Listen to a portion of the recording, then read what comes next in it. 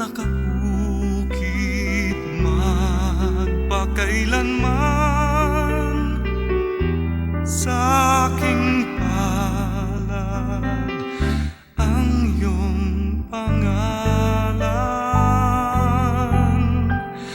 Malilimutan ba ng ina